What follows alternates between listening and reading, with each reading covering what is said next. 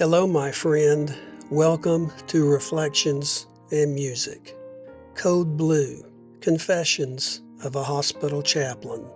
When I was 21 years old, I briefly dated a girl whose father was a hospital chaplain. Something in my heart told me that one day I would be a hospital chaplain. Little did I know that my journey to chaplaincy would be a long and winding road. After completing my first year of seminary in Southern California, I decided to head back east and continue my studies at Southern Baptist Theological Seminary in Louisville, Kentucky. The son of my home pastor was the associate pastor at a Baptist church near the seminary.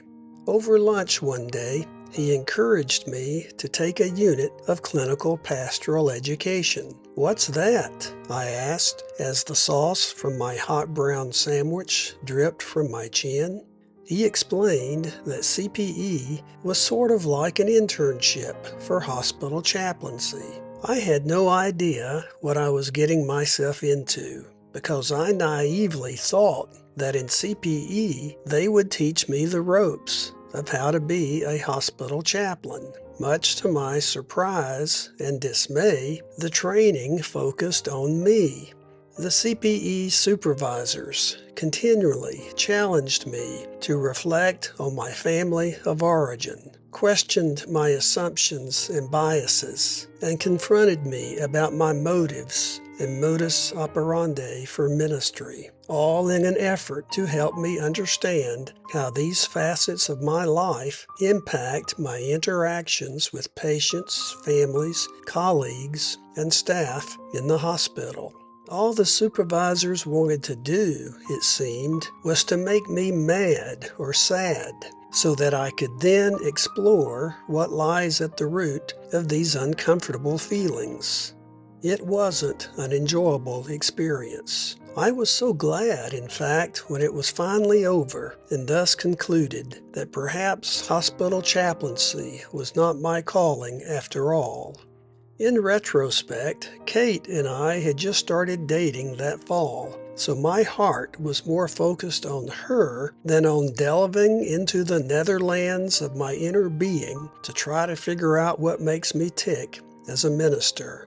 I remember being the chaplain on call that semester when I got called back to the hospital in the middle of the night for a code blue. A man's heart had stopped beating, and his family was on their way to the hospital.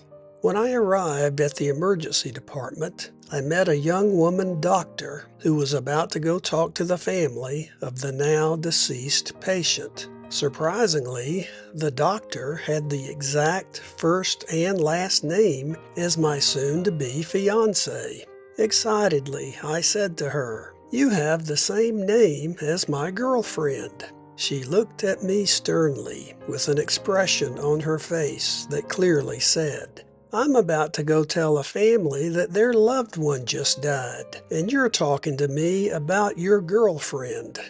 The next day, at the CPE group meeting, I knew better than to share the story about what I had said to the doctor. Had I done so, the supervisors would have no doubt confronted and questioned me about what was really going on with me during the code blue call the night before.